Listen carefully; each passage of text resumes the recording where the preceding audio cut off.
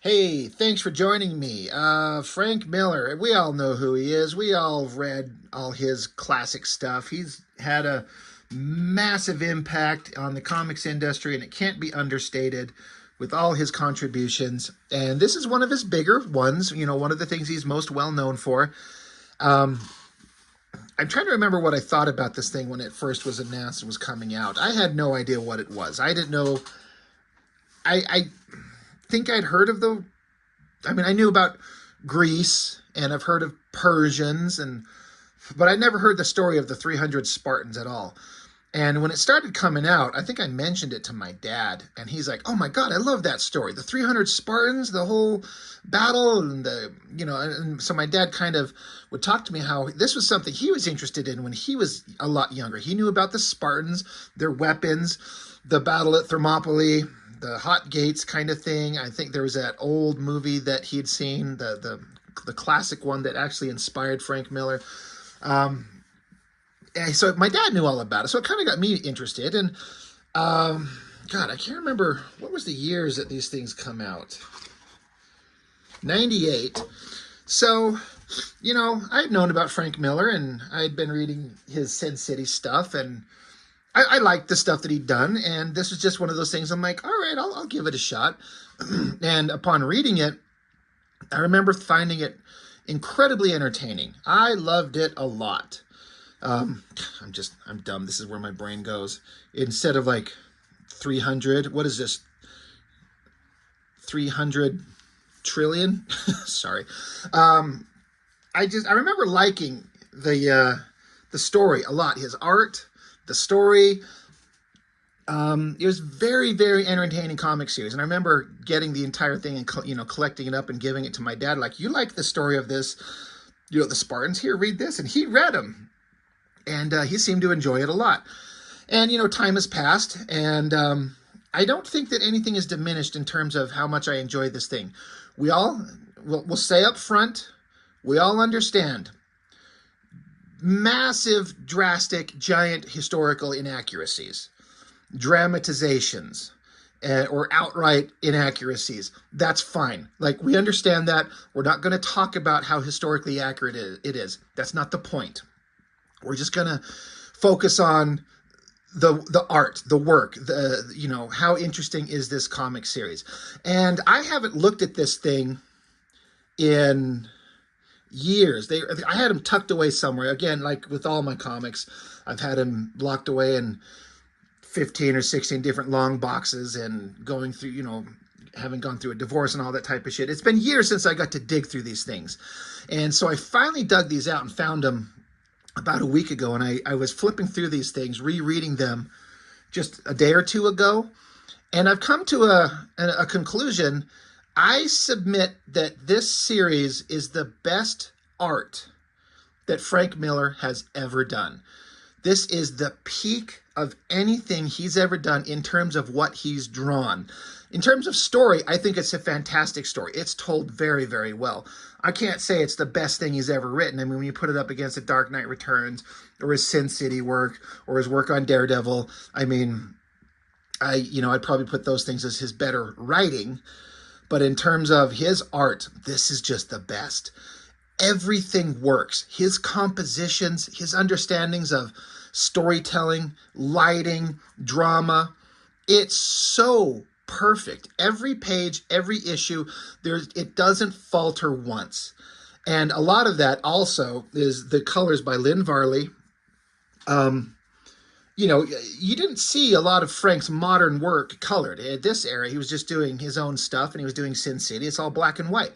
But to see him use essentially the Sin City style but get painted, when I got these and read them originally, I read them over and over many times. But like I said just a minute ago, I had to put everything away, and I haven't seen him in years, probably 2 decades since I've seen these last. I can't believe how good the art is in these things. So we're going to look at them all. I do have to say also, the movie, the Zack Snyder 300. I don't know if this is a hot take. I'm a little blasphemous for me to say. I think the movie's better. I think the structure and everything is better than the comic. But the movie doesn't exist without the comic, so there's a certain amount of, well, how can you like the movie better? It doesn't exist at all unless the comic was there. Like, I get all that. I feel like it's an example of taking an existing idea and you have to translate it for a movie. And so you have to have story structure and characters. And so they expanded on this story. They rearranged a lot of elements, moved moments around here and there, added characters that were not in the comics at all, expanded on others. Because honestly, there's only two real characters in this book. And it's Leonidas and the Persian king, Xerxes. And then there's some secondary characters, like Leonidas's wife, like in the movie, Lena Headey, is that the actress's name? Like, they made her into a full-on character. In this book, she's got like 2 panels and maybe 3 lines. She doesn't exist except for one little moment where she speaks, and then as a memory that he thinks of as the story goes on. So, you can't just take this thing and translate it exactly. I would have normally said it was one of the most accurate translations from comic to film ever. But when you reread the story, you see just kind of, honestly, how bare bones the story was, really. And you can see how the creators of the movie would have had to have taken this and they're like, okay, there's great ideas here, but there's not enough to make a feature film. We have to add things. And so they added the subplot of the, Leonidas's wife back in Sparta and the political angle and things like that. They had to expand on it. And again, my hot take, the movie's better. I love it. It's one of the, like, Zack Snyder's kind of controversial. I think he fucking blew it with Superman big time because he's not the guy to do a Superman movie. But man, 300, the art style in it, the way they shot it, the cinematography, it looks like a moving painting. It looks like a great translation of this book. But how does the comic itself hold up? Well, honestly, it holds up really well. It's just very bare bones. In fact, it's a little bit more bare bones than I remember it being, but I'm also comparing it to the movie. So that aside, I do like, there are like lines of dialogue taken word for word from the comic and shot straight into the flick. And that is awesome. But I cannot get over at how good Frank Miller's compositions are. Look at this great shot. First off, the coloring. Look how the painting on these shields, I got the highlight up here up front, but then this little painterly glint on the back side there. It looks like a solid metal, shield. It looks so good. And then the structure, like, it's all just down to like the Spartan helmets, red capes, naked bodies, shields, and spears. And the way that he does all these spears, the ink splatter in the background, like it's dust being kicked up, and then the coloring adding to that. This is a great cover. Every one of the covers on these books is a brilliant work of art. And I couldn't decide which one is my favorite. This one's perfect. Look at that moon behind him, Leonidas standing up there, his pointy beard, his cape, that big round shield, and the spear. It's absolutely fucking epic. Could go on and on about them, and we will here a little bit. We're just going to look at all these books. But again, the story's pretty bare bones because Frank uses a lot of time to just show impressive visuals across double page spreads that eat up a lot of space. So it's 5 issues, yes, but there's not a lot of story. But I'm not saying that as a negative. In terms of the comic, everything's there that needs to be to tell the story. I think all of them open up with the same kind of opening painting of the hot gates. The credits looks great. And then we just get great double page spread. And again, there's 2 things artistically going on. It's Frank Miller's line work and then the coloring by Lynn Varley. Like, looking at it, you could tell this is like watercolor just sloshed across here. But it works perfectly. And the color palette used, it's consistent. It's very earthy. And then the composition that Frank uses, the way the characters are standing, they're hidden in shadows so much, but the shields and spears are so prominent. It's so great. And it says, the text, it's simple. We march. Another beautiful spread. Same thing. Characters, shields, spears, helmets, capes. From dear Laconia, from sacred Sparta, we march. And again, it's such big watercolor on here. You can actually see like the brushstrokes. If you've ever farted around with watercolor, it's an incredibly fun medium if you can kind of understand the weird kind of dynamics of how water flows. It has an immediacy that happens, and there's only so much of it that you can control. Sometimes a lot of it's just kind of where the color goes in the water. It's fun. Great compositions again. You're just going to hear me say that 1,000 times. I've probably said it 10 times. You're probably going to hear it another 100 times.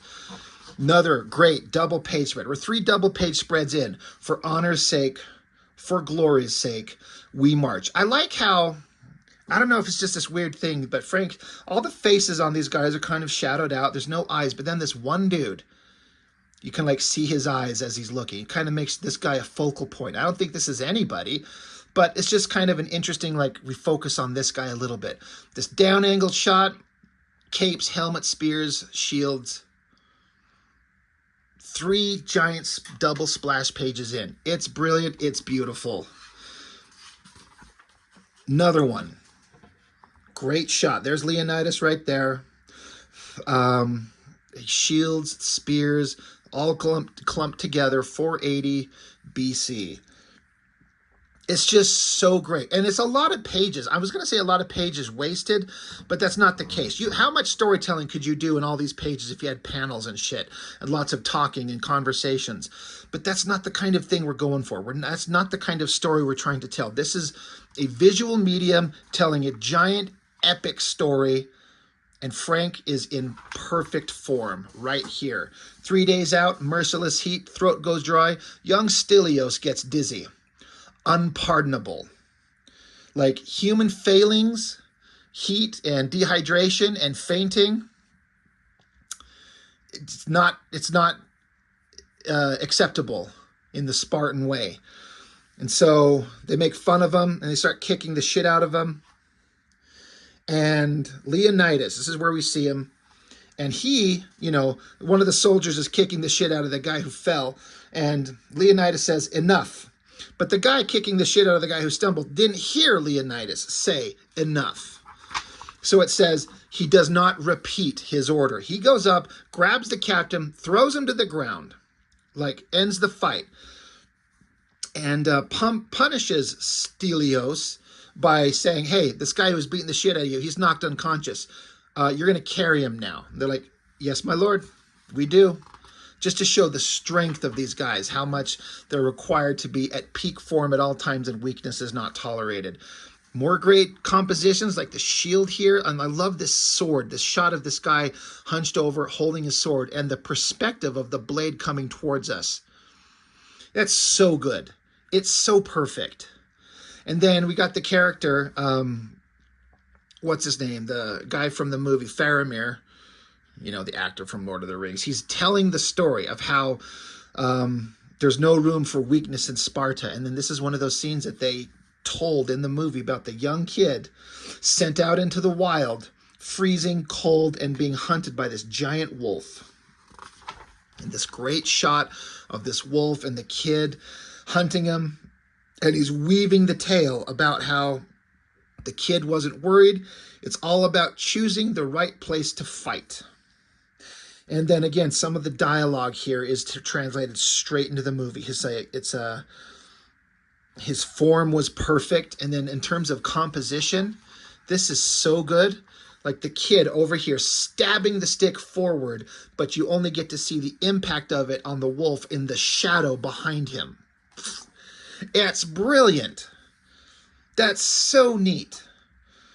And it says, and so the boy given up for dead returned to king, our king, Leonidas. I remember reading this and just thought that he was just weaving a tale, a legend about a kid facing a wolf. But I didn't see it coming that the story is actually of their current king, the super badass Leonidas, and this is how he came to be, and they're telling that story. And this was shown perfectly in the movie. I do want to say also that I love the movie, like I've said.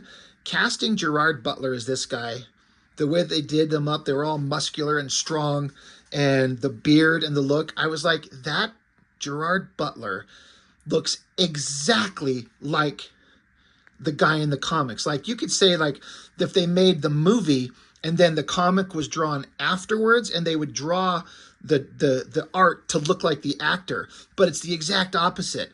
He looks just like him. Another interesting thing about this that I don't care, but it was an interesting thing. There's no way in hell that the Spartan warriors ran around butt-ass naked. Like, these guys are not wearing anything, except some of them have a diaper on, some of them don't have anything on, minus their cape and their helmets. Like, that's not accurate, right? I want to say it's absolutely not, but I'm not a historian, but I'm sure they didn't run around like that. There's no one that would be out there getting sunburned, not having armor protection to, protect their bodies in battle. But in terms of just showing these powerful warriors, it's an interesting choice Frank made. It's fine. But yeah, the king, everyone's sleeping, everyone's resting. And then the one character who is really the focus of the story is the king himself. And it's talking about, it was King Leonidas himself who provoked it, meaning the war that's descending upon them barely a year ago. Cut to a Persian guy on a horse riding towards them. And this whole scene in the movie was great. In the movie, the guy was holding up like a bunch of skulls on chains, making threats. It's interesting, again, having seen the movie and how they expanded on everything and how bare bones it is here. The story points are all accurate, but there's a lot that the movie added that I think makes it look better. Case in point, there's this scene here where, you got the Persian guy showing up and demanding earth and water, like a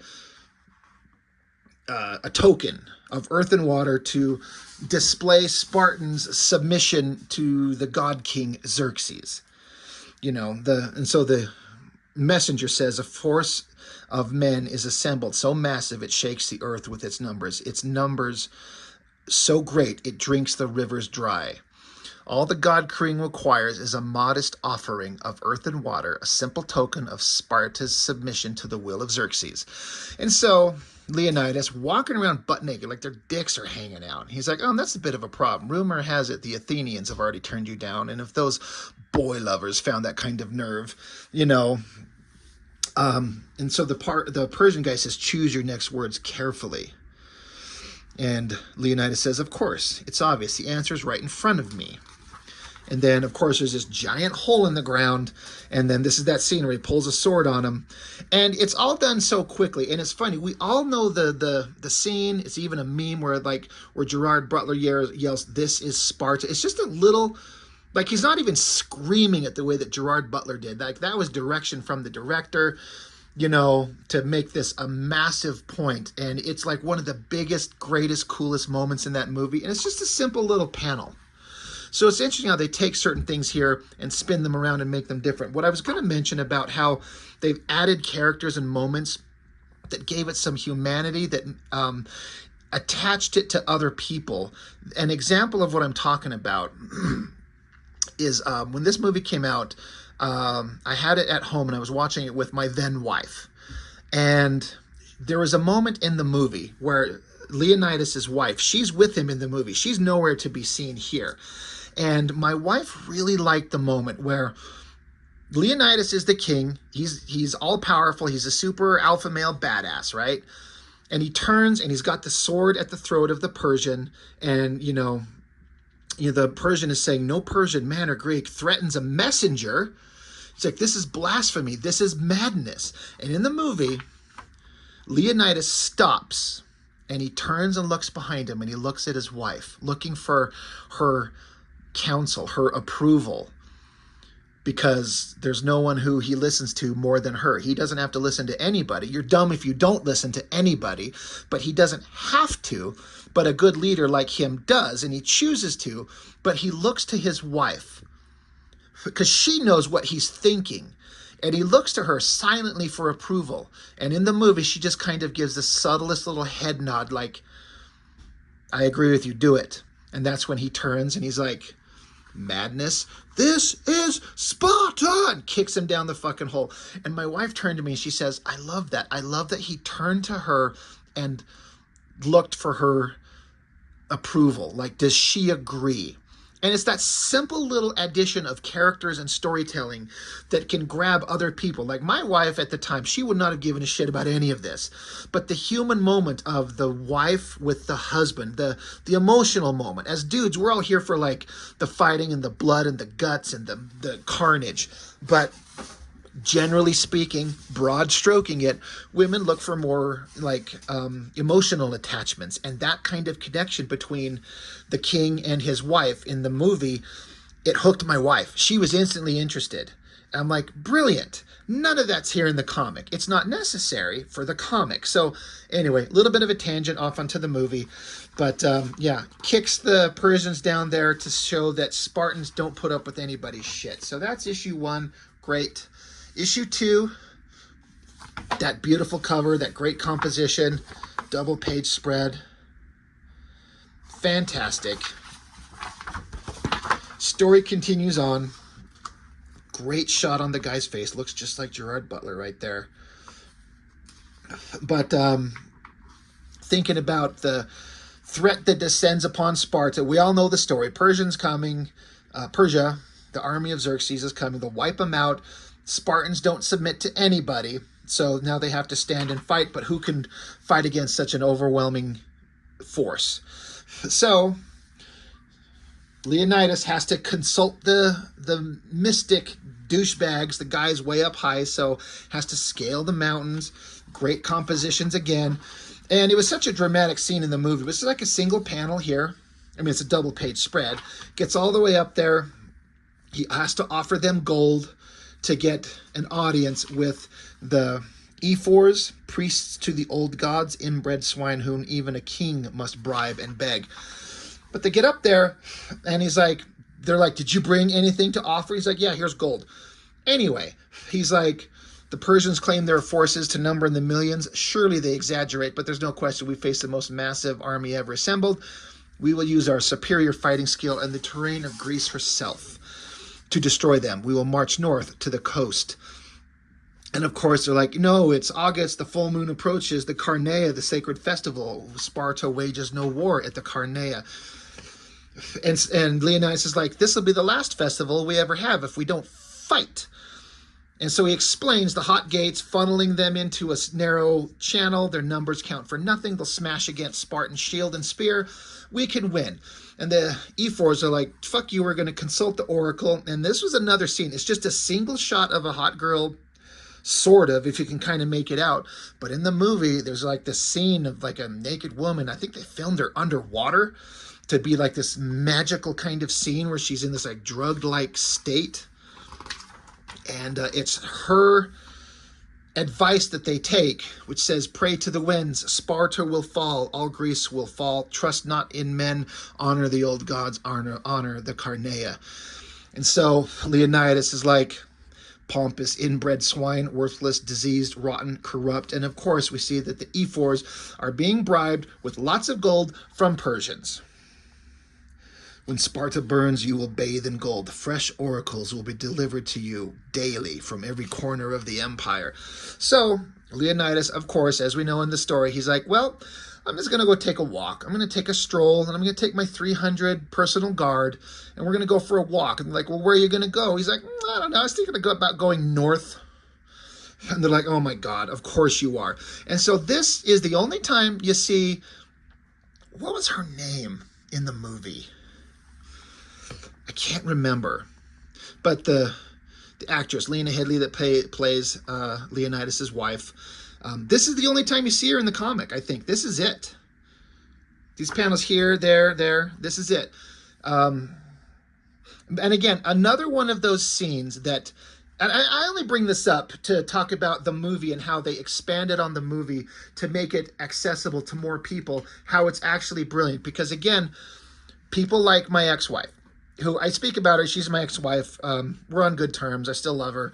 You know, we have kids together. The marriage didn't work out, but I still think about these things that we did when we were together, because she does not care about art and storytelling and movies. Like, she'll watch a movie to be entertained, but that's as far as it goes. It's just kind of casual nonsense. She doesn't pick it apart like us nerds. But there are things like this movie would not normally interest her, but like the scene I was talking about earlier, another thing that they expanded on in the movie where they're getting ready to go, they're packing up, and Leonidas tells his people, he says, Sparta needs sons. And so his wife here says, Spartan, she says, come back with your shield or on it. And then the text, as it said exactly in the movie, goodbye, my love. He doesn't say it. There is no room for softness, not in Sparta. No place for weakness. Only the hard, only the strong may call themselves Spartans.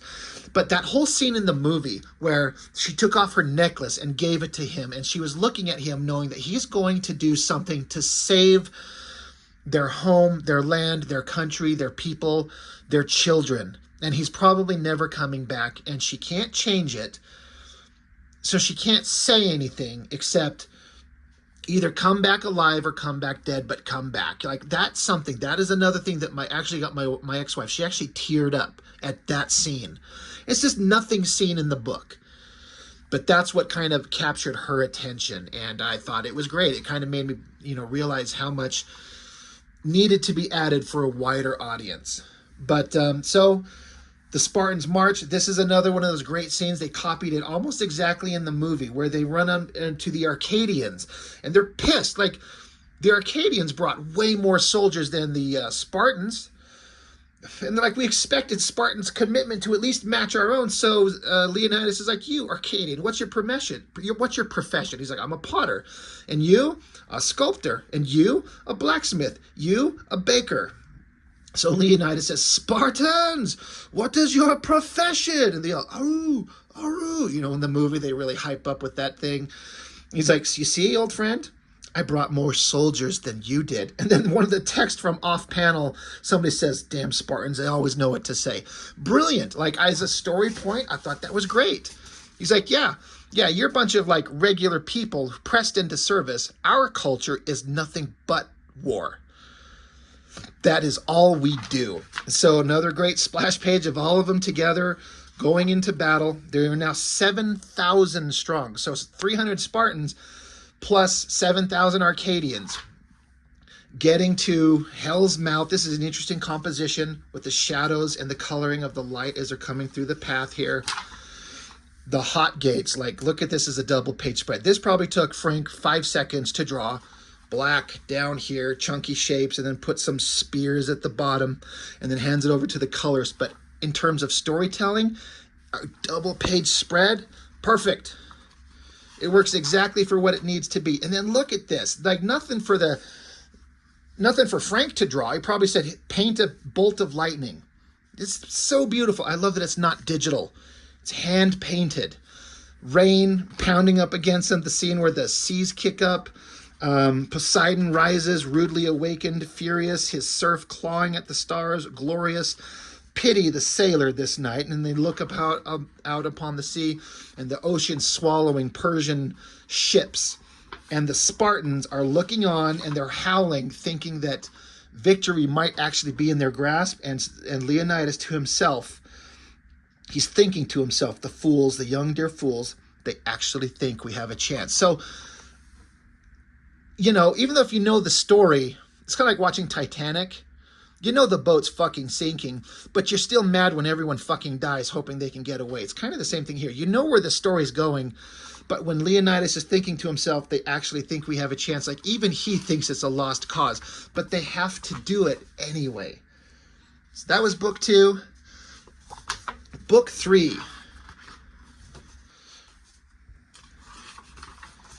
So then we get to run into the character Ephialtes, the misshapen guy.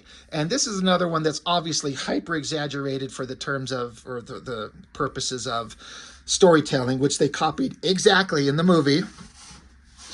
And there's a great moment coming up. This Ephialtes character has some interesting moments where you actually feel, I felt bad for him, But his reactions and what he does, it's such a complete betrayal. It's an interesting thing to have a character that you feel sympathy for a lot, but then you want the worst things to happen to him. But he's sitting here saying what to, explain the why we have sympathy for him. He's like, honored father, smile down upon me from your place of rest. This day your son will prove himself. I will show you that you were not wrong to protect me. I will show you that I am worthy. And so he's dressed in Spartan gear, and he sees Persians, and he's talking about how he's going to kill them all. We Spartans will destroy you. And so then it gets into a scene, like we're 3 issues in, but this is how the movie started, where they're talking about, it says, we are born, we are inspected. If we are small or puny or sickly or misshapen, we are discarded, showing that just like it says, they will throw children away if they are not strong from birth. And it says we are starved, driven to steal and fight and kill. We are tested, tossed into the wild, left to pit our wits and will against nature's fury. By rod and lash we are punished, trained to show no pain. Our training never ends. We are Spartans. So the idea that these are only the best, most strong and powerful warriors you could find anywhere in the world, showing a scene where certain ones of them are doing one-handed push-ups with other members standing on their backs, just to show that they're doing it. And they're like, does this hurt, Spartan? No, sir. Are you getting tired, Spartan? No, sir. Do you want to stop now, Spartan? No, sir. Are you liking this, Spartan? I am loving it. So, just showing that their training is relentless and never ending. There's no room for weakness. You say a Persian ambassador approaches. Do you wish to greet him? And so Leonidas says, my boys will meet him at the wall. They'll show him a proper Spartan welcome. So then the great scene that shows up in the movie where the guy, come along in his opulent little chariot thing or whatever it is that he's being carried by slaves. He shows up, finds Persians with like spears through their mouths, just to show the brutality of the Spartans. Like that stuff's great where the spears are just up through their heads like that. Crazy. But the Persians approach, and then we cut back to Ephialtes again, and he wants to prove himself to the Spartans. Father, he's saying, Father, beloved mother, you will see that I am right. So we get to the scene where, there's the wall that's being built, and the Persians approach, and then they see that they built a wall out of stone, and the mortar are the bodies of dead Persian soldiers. Pretty gruesome, pretty awesome. And of course, and like the scene in the movie where the Persian guy is going to punish them by getting out his whip. And so Stilios, played by Magneto in the movie, jumps forward, slashes the guy's hand off. One of my favorite scenes in the movie. It's so well done. Chops his hand off. And of course, we get the classic scene. The character says, run back and tell your master, tell him he faces free men, not slaves. He says, no, not slaves. No, your women will be slaves. Your sons and daughters and brothers and elders will be slaves, but not you. By this noon, you will be dead men.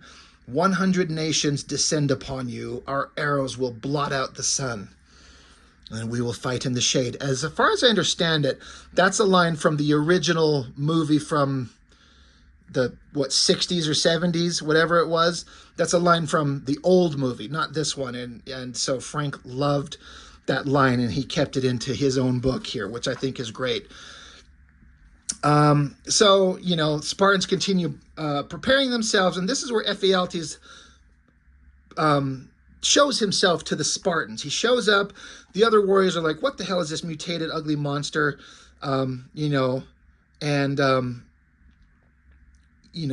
Leonidas is like, all right, Ephialtes, request an audience. And, one of the soldiers like, step back or we'll kill you. And Leonidas is like, no, I didn't give an order. You just back off. And so I actually like this because as brutal and vicious as Leonidas is, he's got heart. He actually stops and says, forgive the captain. He's a good soldier, but a bit short on manners. He's saying this to this mutated guy. Ephialtes says, "There's nothing to forgive, brave king. I know what I look like. I am Ephialtes, born of Sparta. My mother's love led my parents to flee Sparta, lest I be discarded. My father became a shepherd, but he taught me the warrior's way. I beg you, king, to permit me to redeem my father's name by serving you in combat." So I like this. This poor monster understands that he would have been discarded. And so his parents left Sparta so that they didn't kill him. And now all he wants to do is honor his parents by begging, "Please, let me serve Sparta. Let me join your ranks." And Leonidas is like, "Let's take a walk." So Ephialtes explains and shows how he was shown to use spear and shield and sword to make it as much a part of me as his own beating heart. He says, "My arms are strong, my reach is long. I will earn my father's armor. I will reclaim my family's honor. I will kill many Persians." And Leonidas watched. He's like, "That's a fine thrust, but raise your shield up as far as you can." And we all know the scene from the movie. He tries to raise the shield and he just can't. And I love this. This scene from the comics and the movie is almost word for word the exact same thing. It's perfect, minus one little moment here at the end. But Leonidas has sympathy. He's like, "Your father should have taught you how our phalanx works. We fight as a single impenetrable unit. That's a source of our strength. Each Spartan protects the man to his left, from thigh to neck, with his shield. A single weak spot and the phalanx shatters from thigh to neck. You can't hold your shield high enough." So he says, "I'm sorry, my friend, I can't use you." So Leonidas actually explains why. A logical reason. This is how we work. You can't do it, so I can't use you. And he says, "I'm sorry, my friend." And he puts his hand on him in like a sympathetic gesture. "I'm sorry, I can't use you." Now, they did add in the movie, and I think it was good, because after this, in the movie, if I remember correctly, Leonidas says, "If you want to help, drag the wounded off the battlefield, bring them water, help us that way, but you can't fight." And here in the comic, they don't have that scene. Also, Ephialtes is so distraught, he throws himself off a cliff as if to kill himself, which is what the text explains here. It says, "Poor soul, may he rest in peace." The idea is that he throws himself off to kill himself. He's so distraught that he can't reclaim his honor. He tries to commit suicide. He tries to end his own existence. So I like that there's sympathy for this guy. And Leonidas was kind. He explained to them in very clear words, with logic and reason and clarity, with not hiding it. He's like, "I can't use you for this reason." He's sympathetic. A kind, gentle touch. "I'm sorry, my friend, I can't use you." So this makes me like Leonidas all the more. He's not just a mindless barbarian. He's like a perfect leader for this people in this culture. But anyway, so battle's about to happen. Yeah, the first wave of battle is about to take place. So, bad guys coming. And then, of course, in the movie, one of those first big battle scenes, that big, long, extended shot of the Spartans fighting the Persians, was one of the greatest cinematic battles I've ever seen. I think it was pre-Captain America, right? And I never thought there could be a scene where somebody carries a big, giant, round shield into battle, physically fighting people in a way that made sense. It would be awesome. And this movie fucking made me reevaluate that really quick. But yeah, battles, fighting, everything going on. The Persians are showing up. They're showing them coming along in mass. And then Persians, come and get it. Look at the composition there. It's so great. It's nothing but helmets, shields, spears. It's so great. And of course, we have the unique kind of, I don't know what the name of this fuzzy center crest on the helmet to identify this is Leonidas. None of the others have that. So that's the leader's just defining kind of visual look. Come and get it. It's so great. So exciting. Issue 4. We're finally going to get into battles. Double page spread again. It's like it's so detailed, so much involved. It's so great. Anyway, continuing on. The Spartans advance, charging forward. Great double page spread again, and then just them just engaging in battle. Bloody, stabbing, like, again, compositions everywhere are just working just the way that they should. Frank is so good at this stuff. He was just firing on all cylinders. I was saying earlier that this is his best art ever, and nothing I've seen changes it. There's no part where he falters. It's all perfect. The first day, great big shot. This is one of those scenes that they put in the movie with him shoving them off the edge. Like, Spartans, to the cliffs. You know, they don't say it here, but we're off to one hell of a good start. Arrows flying everywhere. They're protecting themselves. And again, if you know the movie, the dialogue between the characters, you know, it's not here in the comic, but that's the difference. Great landscape shots there. Just death and destruction and bodies. And then, you know, day one is basically over. Blood and guts are everywhere. They're sitting around.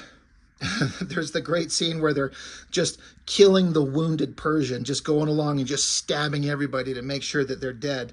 And then one of the warriors, it's Stelios, I think it is, comes along and says, a small caravan approaches, too small to be an attack. So it's a message. And so Leonidas agrees to go by himself. They're like, wait, you can't go by yourself. They'll kill you. And he says, relax. If they assassinate me, all of Sparta goes to war. Pray they're that stupid. Pray we're that lucky. Besides, there's no reason we can't be civil, is there? And they're like, none, sir. Stabs another guy to death. And then this, of course, is the scene where we're introduced to Xerxes. I didn't know anything about the history of Persia or Xerxes as a historical figure, and I am aware that this is a very inaccurate, one-sided, dramatized version. Like we said at the beginning, we're not looking at this for historical accuracy. But in terms of like an evil villain, that is some dramatic shit right there. Hyper-detailed. Crazy stuff on this giant kind of throne being carried by slaves. And again, the ballsiness of Leonidas, let me guess, you'd be Xerxes. Like, he's being such a smartass. And then, of course, the whole dialogue, it's almost word for word in the comic and in the movies. And that deep voice that the actor playing Xerxes, I don't know if the actor is the same guy who did the voice, but they made that deep, weird, otherworldly voice. It was really well done. But we all know the scene where Xerxes offers everything. Like, you can keep your men, you can keep your soldiers, you can keep your land, you will be made wealthy. All you have to do is kneel to me as your king, and the battle's over. It's a great offer in terms of overwhelming odds, and you're gonna lose. But the Spartans just do not do that. They do not fold for anything or anyone. So, you know, it's explained, you know, the whole scene is had where, you know, Leonidas angers Xerxes, and it's like, nope, I'm not taking your shit. I'm not taking your offers. We need to fight. And so now the first night, and this is where they bring along the immortals. And, you know, the movie got these masks exactly correct. And another giant wall of bodies, and the Spartans push the wall of bodies over. Another giant, beautiful shot of just bloody carnage in battle. It's really, really cool. Again, the composition is flawless. The coloring is great. The immortals, we put their names to the test. It's slippery work. And then they bring in the Arcadians, and they get to show up. They shout and curse, stabbing wildly, more brawlers than warriors. They make a wondrous mess of things. Brave amateurs, they do their part. The narration in the movie by that actor was actually perfect. And again, more bloody double-page scenes that are almost like, it's almost impossible to tell what's going on, but that's kind of what it would look like when it's at night, shadowy figures just clashing together, blood and guts everywhere. You'd almost might not be able to tell what you're seeing in places. And it's here where Ephialtes, who survived his attempt to kill himself, was brought in front of, well, not yet, he's not here, but he survived his fall, and he's mad that he didn't die, and now he's pissed at the Spartans, and he's going to betray them. And so he leaves behind the helmet and the cape, saying, damn you all. You know, you could, you know, this all could have been avoided if Leonidas would have, I don't know, let's say given him something to do. In the comic, he didn't even offer something to do. In the movie, he did. He offered, like, you know, help the wounded off the field, bring them water, things like that. But Ephialtes didn't want to do that. But in this one, Leonidas just said, I can't use you, bud. Sorry. And he's so mad. Suddenly he forgets his intent to honor his mother and father. Now he just wants to, he wants the Spartans dead because they didn't accept his offer of help. So it kind of shows what a petty, twisted creature Ephialtes is anyway. Maybe the best cover to the entire series. Book 5.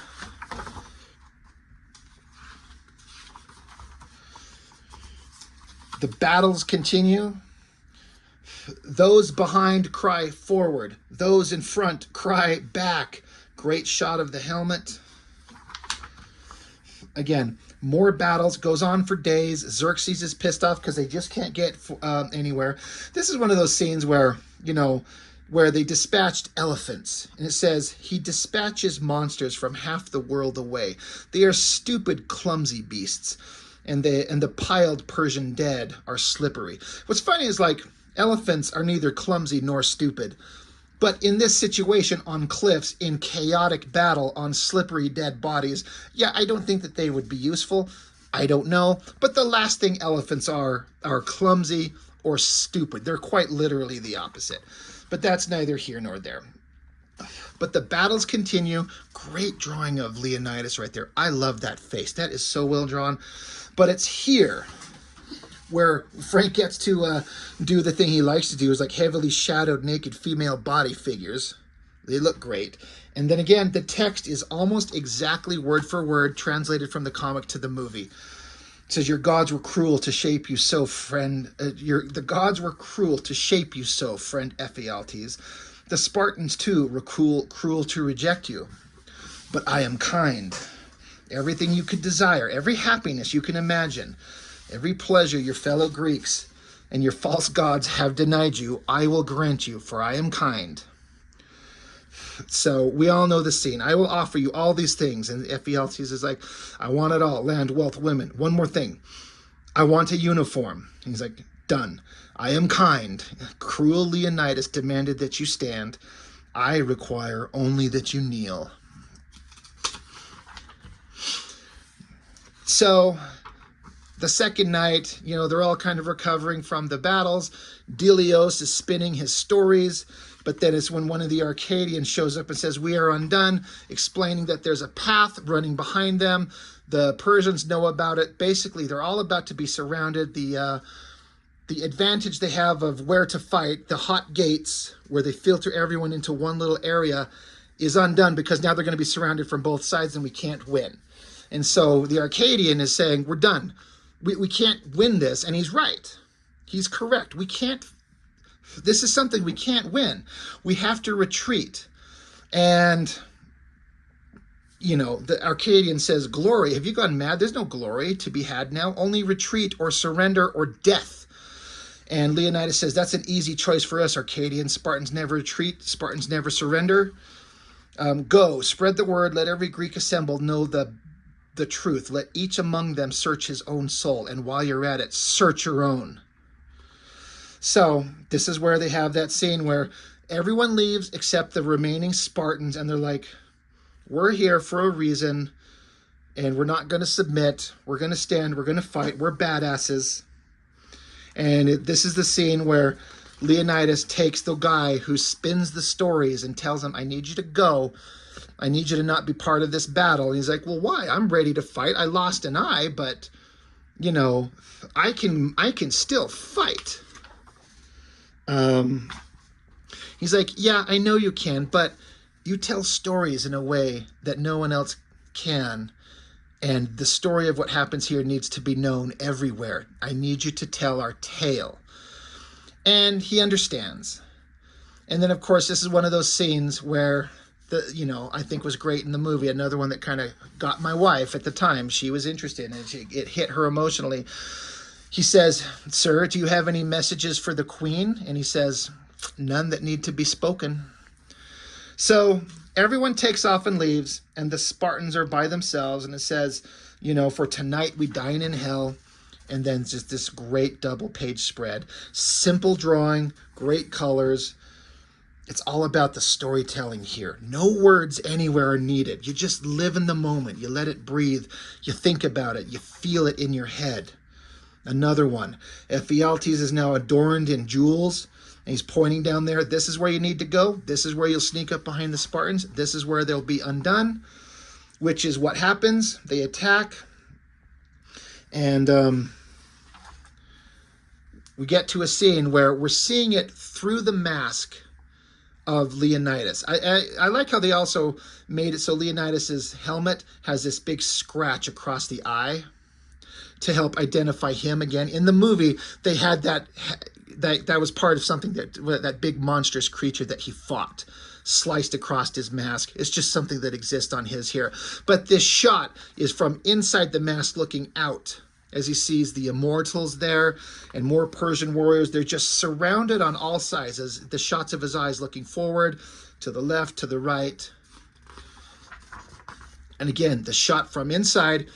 And then the messenger from the Persians, he says, he's trying to parlay for peace one last time. He says, "My compliments, my congratulations. Despite your insufferable arrogance, the god king has come to admire Spartan valor and fighting skill. You will make a mighty ally." And so Ephialtes says, "Yield, Leonidas, use your reason. Think of your men, I beg you." Leonidas just looks on. And so the messenger from Persia says, "Despite your horrible blasphemies, the king is prepared to forgive and reward you. You fight for your lands, keep them. You fight for Sparta, she'll be wealthier and more powerful than ever before. You fight for your kingship, you will be proclaimed warlord of all Greece, answerable only to the one true master of the world. Your victory will be complete if you but lay down your arms and kneel to holy Xerxes," who's, Xerxes is in the background. So again, they're saying, keep your land, you'll still be king, you'll be richer than ever. You just got to bend to the will of this guy. And the Spartans, they don't do that shit. They're standing, their shields making an impenetrable shell, spears everywhere.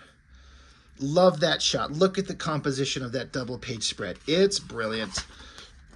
And then it cuts back to the remembering how, as a kid, fighting the wolf, he had to focus and be prepared to strike at the exact right moment. I love this silhouette side profile shot, the helmet with it coming down and the eye and the crack in it.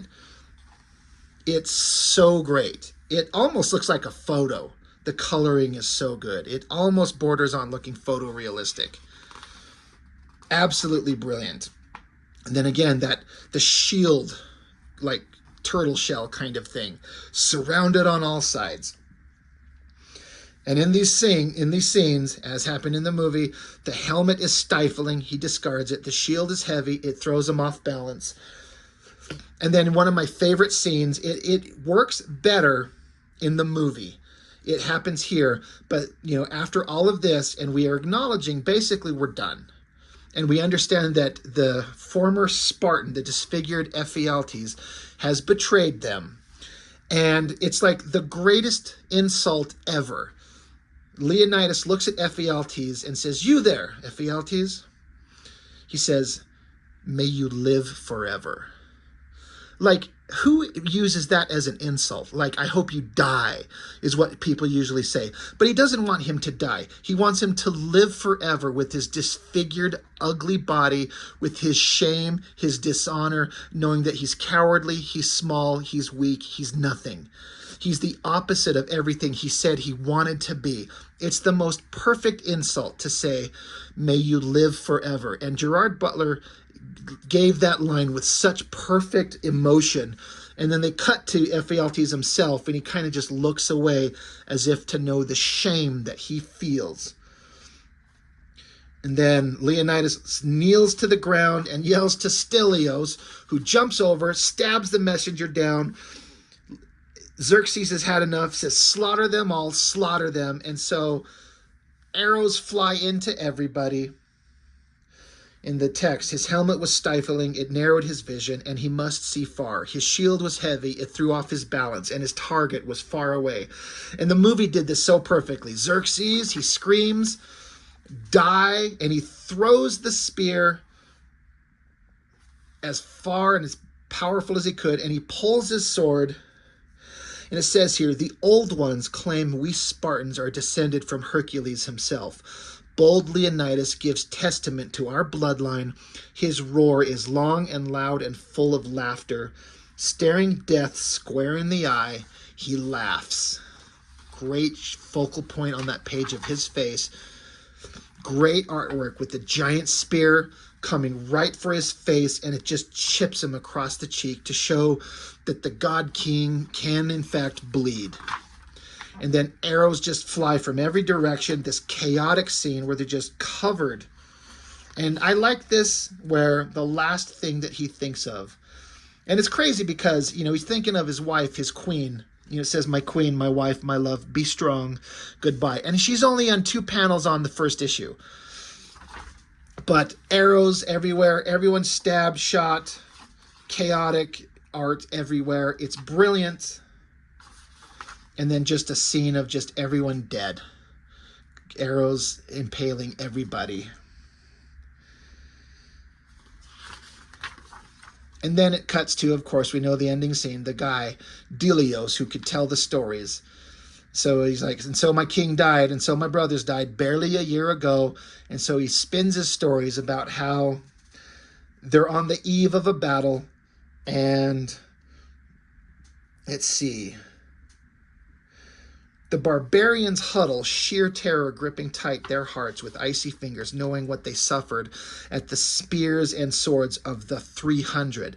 They stare across this plain at 10,000 Spartans commanding 30,000 free Greeks. Our enemies outnumber us a paltry 3-1. Good odds for any Greek. So they're like, give thanks, men, to Leonidas and his brave 300, and ready yourselves for war. And then it just ends. The order is given. The battle flutes play. To victory, we charge. And it just ends with that great double-page spread of the Spartans charging into victory battle, you know, to end the story. So again, drastically historically inaccurate.